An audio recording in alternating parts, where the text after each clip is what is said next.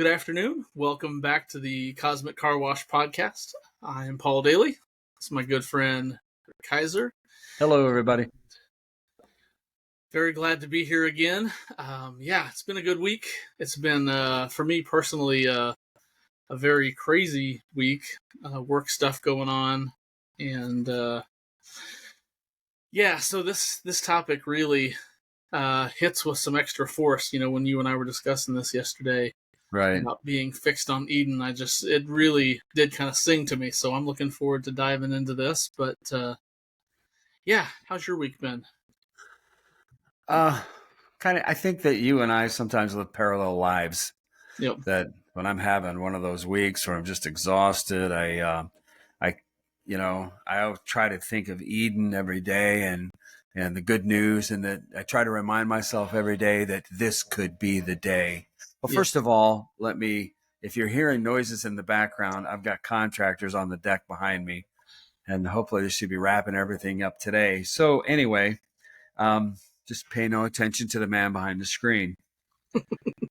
So I find that, those days when I'm feeling like that or just tired, and sometimes I feel very unmotivated, I guess, and it would be easy to slip back into, the armchair of Babylon, I guess, that comfy sofa and which really isn't that comfortable. It just has those trappings. And then I'll have a conversation with you a day or two later and realize, wow, he was sitting across from me. So, little anyway, did you know. But I've also found that sometimes it's staying the course, and so when we start talking about this, that's what the first thing I thought of was just fixing our eyes on Eden and just staying that course. And no matter what happens, no matter what we go through, no matter how many times I fall down, and I've told God, I'm getting back up. Yes. And I'm going to keep coming to you. I don't care what I do, what I say, how bad I fail. I'm going to get up and I'm going to find you.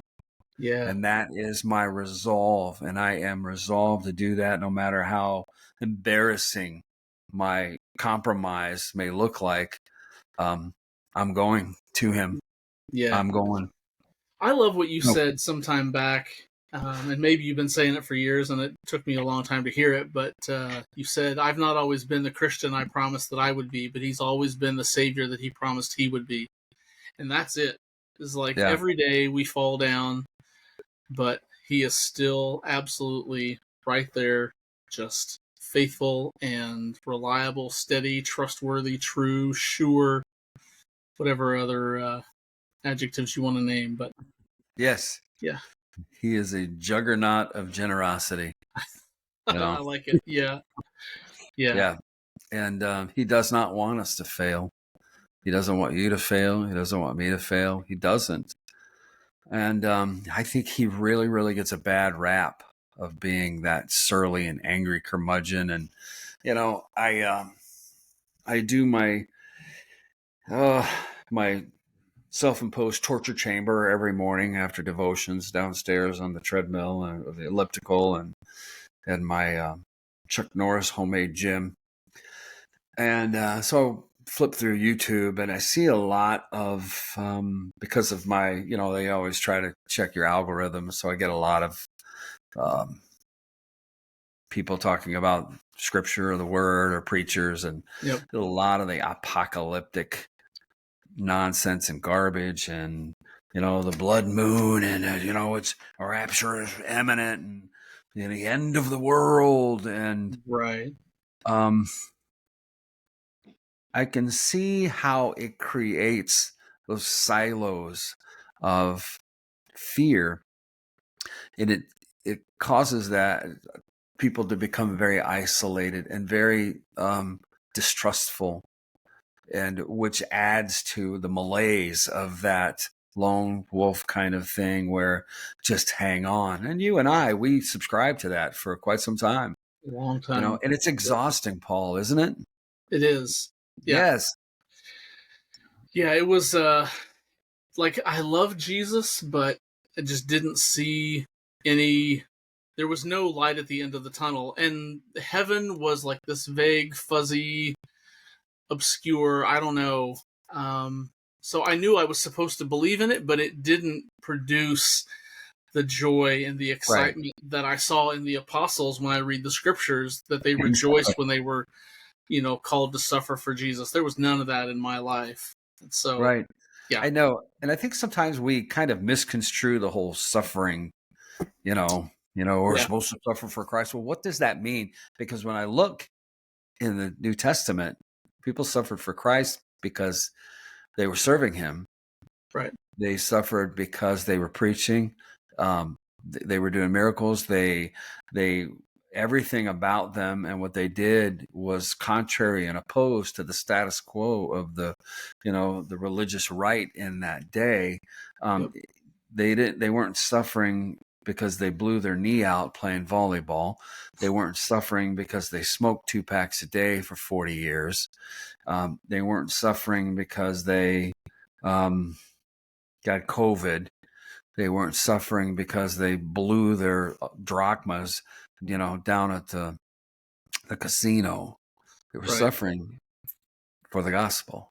right. So I struggle with that. I wrote my devotion this morning that when I was on the elliptical the other day and flipping through a video, and I saw one of a woman, and I thought it was very cool, but she was talking about in the creation that God spoke to the sea and Mm, fish came out, and then he spoke to the earth and the trees grew, and then he spoke to himself and mankind was created. And that wow, if you take a fish out of the sea, it will die. If you right. take a tree out of the dirt, it will die. And if you take a human out of the presence of God, he will die. C.S. Lewis, in the brilliant way that he said about everything, hit on a similar theme that men are made to run on God the way a car is made to run on gasoline, Yeah. and we're not designed to run on anything else. That if you feed a car anything besides gasoline, it won't run properly. Same thing, coming from God and returning to God, we are meant. He is the fuel that our souls burn, Mm-hmm. and Yeah. We were created to be in his presence, to live in his yes, presence, to work in his presence, to be fully employed, yeah, and I tell you what I've been doing lately, Paul, since to stay on topic of, what was our title again? fixed on Eden Fixed on Eden. To remain fixed on Eden is that every day I say, today could be the day. today. Yes, And it's from Matthew 24. yeah, Jesus says, just as it was in the days of Noah, people were eating and drinking and getting married and going to work and going on picnics and, playing little league or basketball or going to the gym or cutting their grass or, yes, going on vacation on a yeah, day just like today. So every day I continually remind myself, he's going to come on a day just like today. And I tell you, it does something to me, man. It yeah, does. Because I look out the window and go, he could come today on yeah, a day just like today. And I get excited about it. And I didn't used to. Before the right, message of the palingenesia and the great renewal, I was like, oh my gosh, because it was woven into the destruction. And it's not right. like that. Even I found something today, and I think it was the Bible Project video. I think it was, we watched it not long ago about the difference between his appearing. Okay, And maybe it was, or Michael Heiser. I can't remember. They get crowded sometimes together. right. They all become convoluted in this one huge tapestry. And I don't know who said what, but one of them said it. And, that his appearing and that there's everything is divided by this thin veil, and Mm, even Paul, when he said we're surrounded by such a great cloud of witnesses. And I used to think that was this huge Colosseum, in the Netherlands or whatever, in space beyond, and that they were looking down on this little field that we were playing on. But I think they're right in front of us. I think what you're referring to, and maybe this is the same video you saw, but N.T. Wright was on a That's it. panel, and he was talking with somebody about kind of the end of the world and how he envisioned, based on he's the world's leading New Testament scholar. So, um, He's not Jesus, but it's kind of like when Paul says, "I'm not telling. This isn't the Lord telling you this Right. is me. This is me." I feel like that's kind of how I take this with N.T. Wright. Is he doesn't see it so much as um, heaven coming from some other place to earth, as more Right. of like there is a veil running through all of creation, and the day is coming when Jesus will lift the veil, and we'll see it's been there the whole time. That is, oh, that's beautiful. I know. And that, it's another click that just kind of clicks Yeah, together, and that he's just going to appear. yeah. And I think, So, well, like in the end of times, end times discourse from Matthew 23:24 on there, where Jesus said it'll be like any other day. right. He said, just as lightning that flashes in the east is visible also in the west, so will be the coming of the Son of Man. Well, if it's something like it's coming from somewhere else, maybe this is getting too sci-fi, then how would people in North America see it if it happens in Australia? But if Right. it's a veil running through all of creation and just all of Yes. a sudden it's there, of course we're all going to see it at the same time.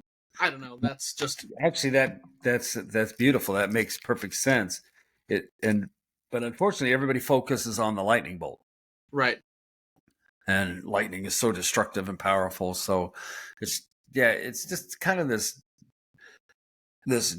dark foreboding, and I think that really gets in the way. I had someone ask me a week or two ago, before church started, about the great renewal, but the rapture, and I was struggling with this because I know that we're going somewhere, that we're going to leave, but also there's a great renewal.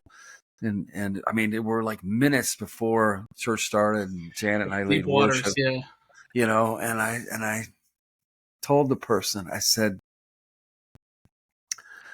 we're not going anywhere. He is coming. Yes. And so he's not coming to smash. And all I could get out was, he is not coming to smash the earth like an angry, petulant child with a broken toy. He's Right. coming to make everything new. Yes. So Yeah. don't be fearful. And then I had to go to the platform. Yeah. You know, this morning when we were reading our devotions, let me get there 1 second here. In Deuteronomy, scroll up here using the handy dandy YouVersion Bible app.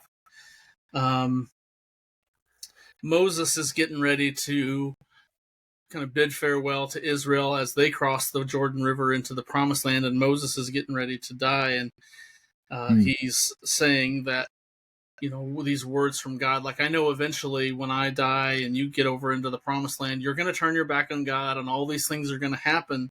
But then God says, then the Lord your God will restore your fortune. He will have mercy on you and gather you back from all the nations where he has scattered you.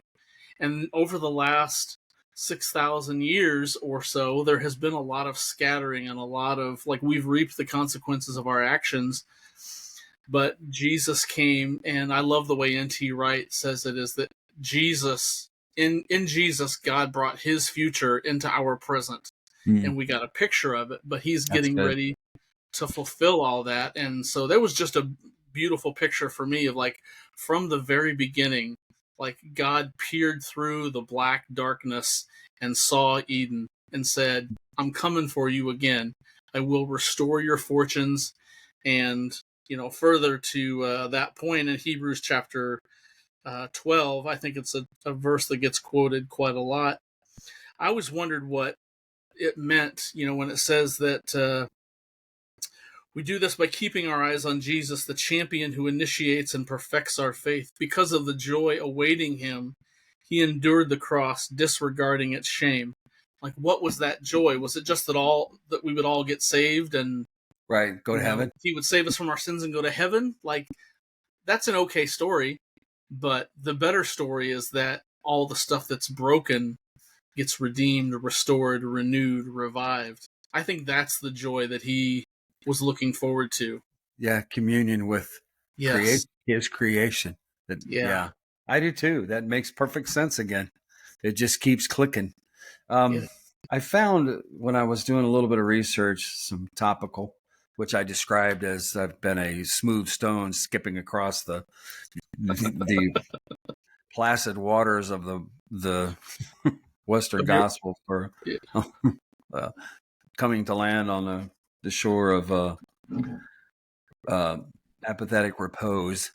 So, There's a lot of word anywho, pictures going there. oh, I know, I love that stuff. But getting back to that fixed on Eden, I think that's very, very important. Because how many times you heard sermons, fix your eyes on the cross, fix your eyes on Jesus, fix your eyes. And when Paul's writing, some scholars think it's his last letter to Timothy. I fought the good fights. 2 Timothy 4:7. I have finished the race. I have kept the faith. And the author of this the apostle wrote these words near the end of his life. And so I did a little quick search. And Nero, the Roman Nero, had demanded the Olympic Games be held in AD 67 so he could compete in the games while on an extended tour of Greece. In response to his large bribes, Olympic officials added musical events and poetry reading, Nero's self-proclaimed strong suits, to the program. It was no great surprise that Nero won all these competitions. That's funny. Those victories were not enough for Nero, however. He entered a 4-horse chariot race with 10 horses. Despite his unfair advantage, the overweight, out-of-shape emperor did not fare well in the contest. While entering a turn, he lost control and fell out of his chariot. Nero was unable to finish the race, but the judges proclaimed him the winner and placed the victor's wreath on his head anyway. Yeah. When Nero returned to Italy, he celebrated his great finish by riding into Rome in the chariot Augustus Caesar had used in his triumphant entries. He was garbed in a Greek star-spangled mantle over a purple robe and wore the Olympic crown on his head. No doubt the crowds that joyfully cheered Nero along his triumphant route also gleefully spread the word of his humiliating victory. Soon after Nero's return to Rome, Paul composed his concluding testimony. I have finished the race. Soon after that, the edict was signed for his execution. So I wonder if by saying what he said, Nero took it personally. Interesting. But yeah, Nero just sounded like a real Kim Jong-un? Yes. Yep. All this metals. Right. Didn't he cure cancer in North Korea? I think he did. Yeah. Walked no poverty across. left. Yeah, walked on water. Yeah. The guy is something else. And then the last line of this biblical scholar and teacher, Dr. J. Robert Clinton, studied the lives of 1,000 biblical figures. He discovered that fewer than 30% finished well. Sadly, many leaders today start off strong but falter before the finish. Dr. Clinton notes that Paul provides valuable lessons on how to finish well, which goes into Hebrews 12:1, one of our favorites. Yeah. Since we are surrounded by such a great cloud of witnesses. That's multiple, plural, many. Yes. These 4 words, let us throw off everything that hinders and the sin that so easily entangles, and let us run with perseverance the race marked out for us. Interesting. As you said that, let us throw off the things that hinder us, I think about there's so many parallels between the way the kingdom of Babylon operates and the kingdom of Eden, because in Babylon there's a throwing off. There's a throwing off of all the restrictions of our freedom. There's a throwing off of labels and identities, and you can't put me in a box and I get to be whatever I want to be from one day to the next. Right. But it leads to more and more bondage. Whereas in Eden, we throw off the sin, we throw off the weights that keep us from running toward Jesus, and that leads to freedom and to life. Paul wrote that in 1 Corinthians, where the Spirit of the Lord is, there is freedom. And so it's just like Babylon is trying so hard to be this, it's trying to offer the things that Eden offers, but because Jesus is absent, it always ends in more and more bondage. Right. Corruption. And yeah, you're right. That's life. It's, It's Eden without the Paradise King. It's trying to create Eden without the King of Eden. Yeah. You know, and you're right. It just, by throwing off, we end up putting on more chains and Yeah. But what you don't throw in Babylon, you throw off morality, you throw Yeah. off any conviction, you throw off everything that is good, and the very dark guise of freedom. You know, that Yes. dark underbelly um, of self promotion, self serving, hedonism. So if it feels good, do it. So yeah, so fixing. When I read that, when fix your eyes on cross or fix to Eden, it's like what these guys are doing out there right now. They're fixing the door to the beams, the 6 spies, and the everything it's fixed. They put in the stone for the fireplace, and it's fixed. It's in place. Yeah. And that's it's secure. It's attached. Yeah. It's inseparable. You know, it's like when you sell a house and people have a amazing chandelier. We always tell them, if that's not going with you, you might want to take it down before we put it on the market. Because if it sells the house and it's not going with the house, you know, things like that. So, yeah. But you know something, Paul, it's, I realize, and you do too, this is nothing groundbreaking or earth shattering, is that we can't do this alone. No. You can't. We can't. You know, I told you that one story a long time ago that I read years ago. For some reason, it stuck with me about this monk or whoever he was, that he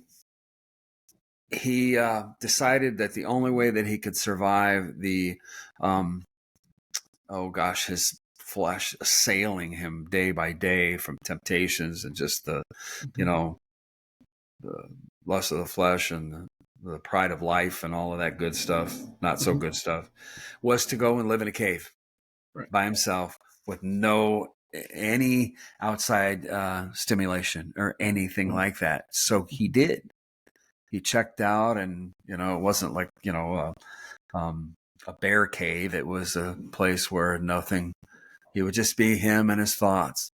And after several months, he came out and said he was more tormented and tortured on his own than he was with other people. I believe that. It was an absolute failure.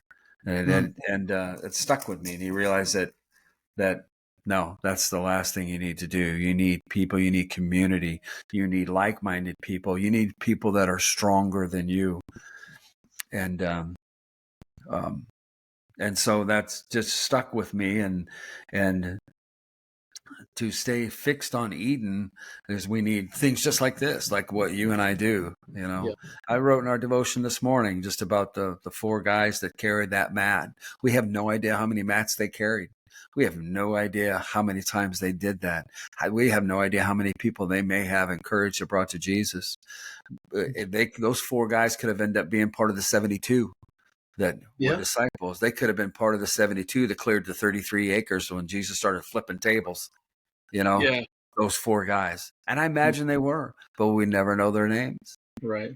We know 12 names and some spatterings of here and there, in the New Testament, but there were a lot of people that affected a lot of people.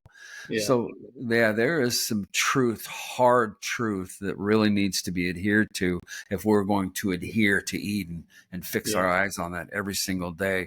And sometimes it's just those little things like that, looking up in the morning and going, he could come on a day just like today. Yeah. And by saying that, and I say it out loud, is that, okay, I need to throw some things off and, and then like and gosh, we've been doing this a long time. A couple years. Yeah. We've got a lot of podcasts. My gosh. Between this and I was looking back the other day at the 4 Corners, we had 20 some episodes there. And just keep doing it over and over. Right. I mean, for me, it's a constant source of encouragement because I find myself through the rest of today, I'll be thinking about this Yes. conversation. And as I go into tomorrow and work on editing this, I'm reminding myself of, yeah, these are the things that are true. And I do the same thing as you. I get up in the morning and, make my coffee and kind of get myself ready for work, take the dog out, and I just take in a big deep breath of Michigan air and remind myself like today would be a good day for Jesus to come back. Yes. I Yeah. know, to appear for that veil. Yeah. And that's just good. And those are the kind of things that help us to stay fixed, especially if if our fives of listeners or like or tens of listeners. One day I'm hoping it are hundreds or thousands, who knows? Right. But we just got to be faithful to what we have and where we're at the time Yep. being. And it wouldn't matter to me if there's just one person out there. We would still do this. The And significance of this continues to come back to me though, was because we're putting this out there on YouTube and Spotify and Apple and Google and Amazon.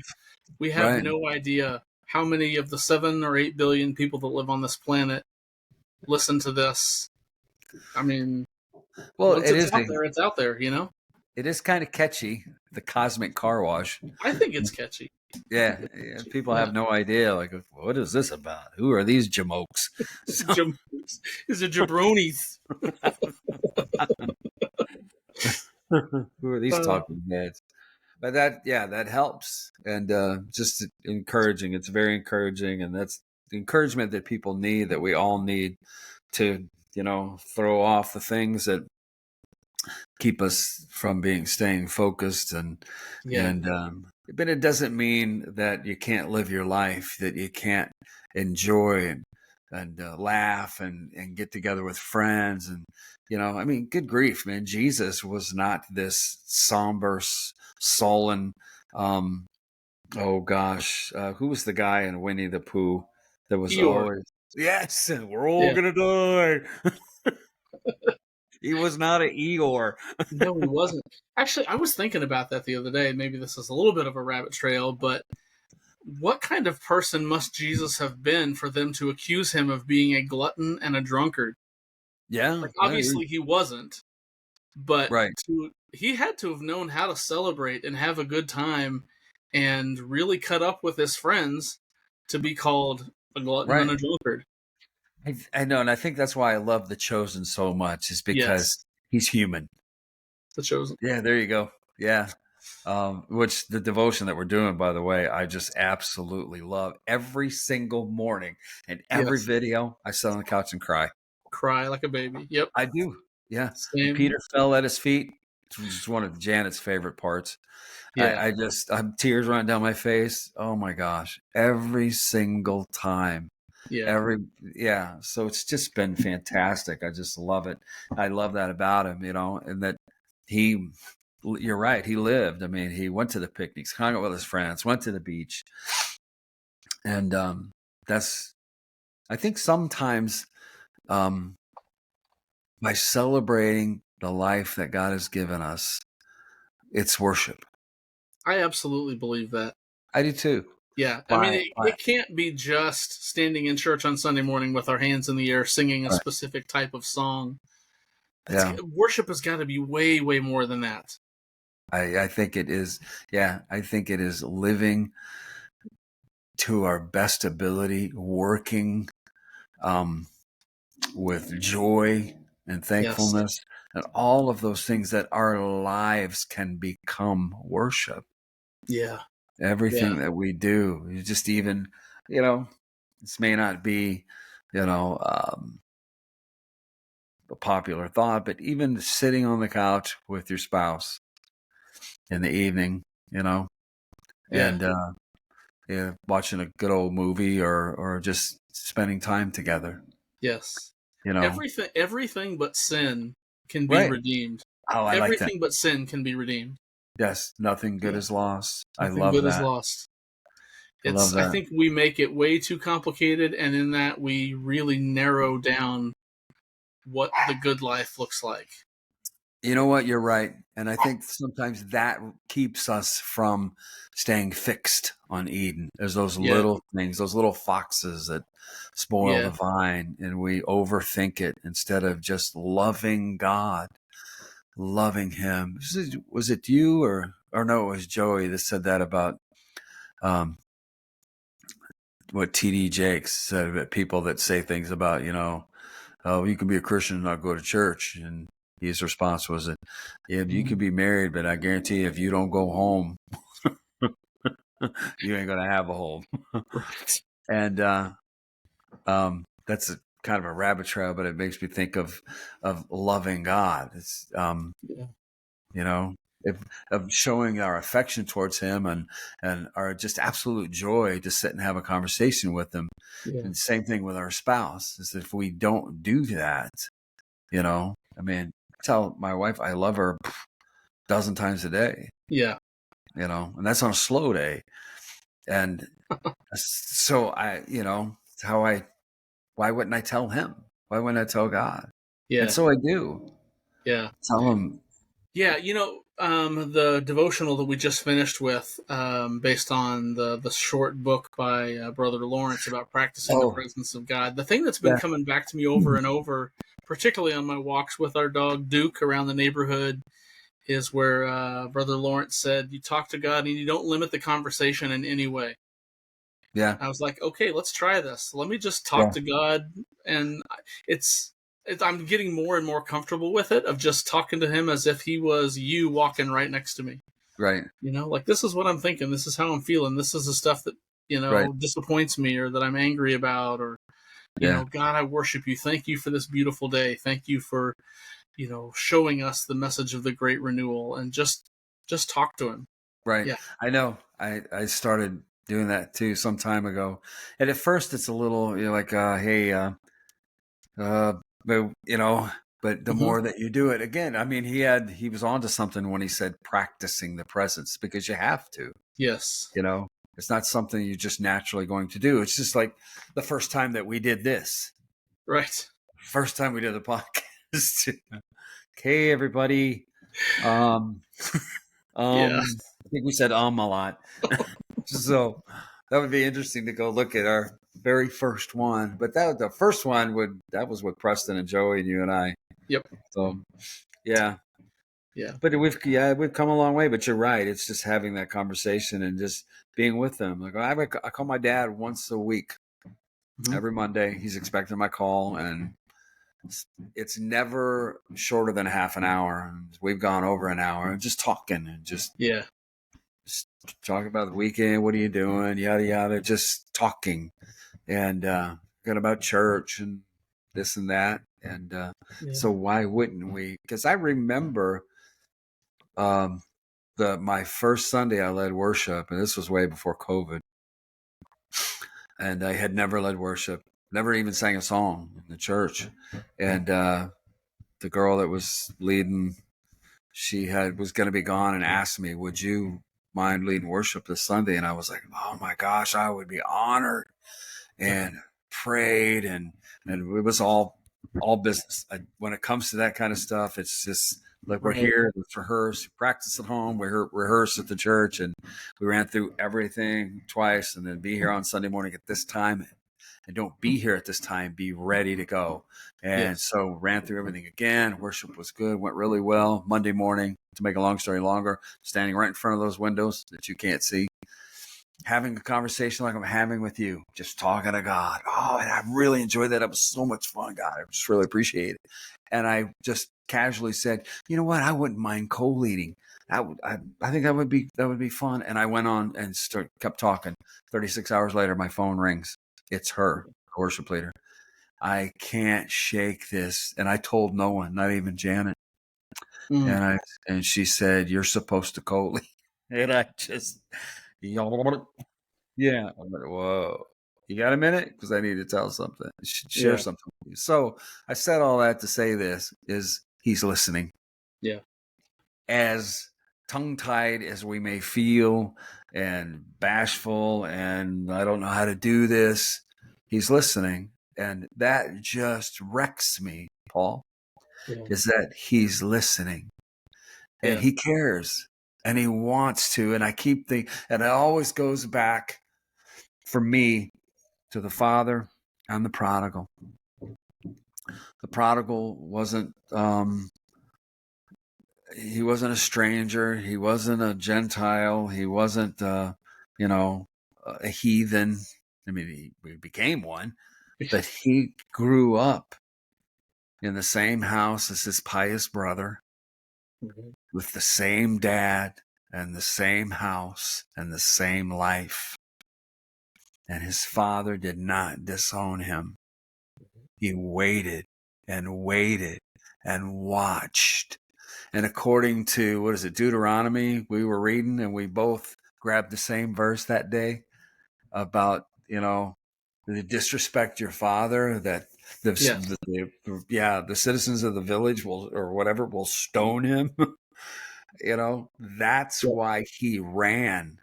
He ran to save his son's life, Yeah. because they had every right to kill him right then Mhm. and there and bury him in a pile of stones. They had every right to kill him according to the law. That's what Jesus was trying to tell them. For the father to run, because Jewish men did not run, Right. and he ran and he saved his son, put his robe on him, put his ring on him. So that is our Father. So that is very encouraging. And the more that we focus on these things, and I can't help but fix my eyes on Eden. Yeah. And Yeah. some days it's all I can do, just to go, man, how about today? How about today, God? How about Yeah. today? And I think that's part of the Maranatha, because that Yes. creation groans. It's been growing a long time, Yeah. hasn't it? It has. It has. Yeah. The analogy that works for me is, Paul is writing in Romans about creation groaning in eager expectation for the revealing of the sons of God, and we groan with creation. And I see a picture of like this archer. He's got the bow. The nock is on the bowstring, and he's pulling it back and back and back, and like the tension is just continuing to increase, and there's so much potential energy that's locked into that string. And then the moment that the archer lets go, I think that's what the great renewal is going to be like, as God finally says, now it's time to let go, and life explodes. Oh Not in a God. bad way. Life Right. explodes No. across the planet, and everything comes back to life. Oh man. Yeah, that's beautiful. I like So, that. but, yeah. Very cool. So yeah, staying fixed on Eden. I mean, it's not any one thing. It's doing this together. It's reading Right. scripture. It's diving into podcasts like this one, and the Bible Project, and the Chosen, and N.T. Wright, and Dr. Michael Heiser, and Yes. it's like you said, lining up with like-minded individuals, other people who are eagerly anticipating Right. the lifting of that veil. You're Is right. That's it. Yeah. That's it. And staying close. We'll never do it hiding in a cave or becoming Right. silos or hunkering down. So Right. that's good. Yeah. So I All think right. this is a good place to wrap it up. Encourage people that may be listening, that if you feel like that, if you feel alone and you feel like you don't have that support, um, you know, uh, there's people around you, or even a church but you want to get plugged in, you can plug in with Paul and I. You can Yes. reach out to us. He's got all the details. You can join our devotions. We have people in these devotions that we've never met. Yep. I mean, ever. I mean, if I passed them in a grocery store, I'd have no idea who they were. But Right. they join us every day. It's not a set time. It's not a Zoom. It's just something that you open up every Yeah. day, whether it's in the morning or at lunch or in the evening before you go to bed. And some comment, some don't, but everybody is together on the same page and getting into the Word. And Yeah. there's a lot, if you need prayer, it's kind of like a little online digital church. It is. Yeah. Yeah. Yeah. It's Yeah. through the YouVersion Bible app, or if you don't have a device, Bible.com. And yeah, you can come look us up, and friend Yeah. request us, we'll respond Yeah. and invite you in. And none Yeah. of us are scholars or theologians, though we do have at least one. Oh, we have two pastors now Yeah. that Yeah. are part Joey of and Lori. our little group. So, That's nice. yeah, it is Yeah. very, very So cool. yeah, they're with us every day too. Yeah, So yeah, you're right. We do have pastors. So it's kind of cool. yeah, yeah, Yeah. We don't pass the plate. So yeah. Completely free. Nobody's making money from this. So, yeah. Yeah. We're not building Six Flags over Jesus. So though I think we could probably come up with some merch if somebody really was passionate about the Cosmic Car Wash. We you could get know a what? I T-shirt or know, and something. I run a sign shop and make T-shirts and all that. I should come up with a Cosmic Car Wash T-shirt. You know That'd be what? pretty sweet. I'm going to. Done and doner. All right. Here we go.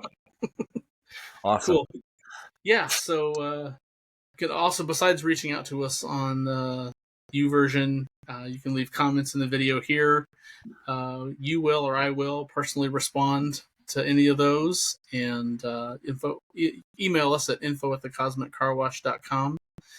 And yeah, we're just happy to pass on to you what's been so freely given to us.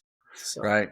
And we yeah, can't close this podcast out without saying God God is is not not mad at mad you. at you. Yes, He's not mad at you. he's not mad. And All Duke right. just said amen. Duke said amen. All All right, right. man. Thank you, my friend. I love you. I'll talk to you Love you soon. too.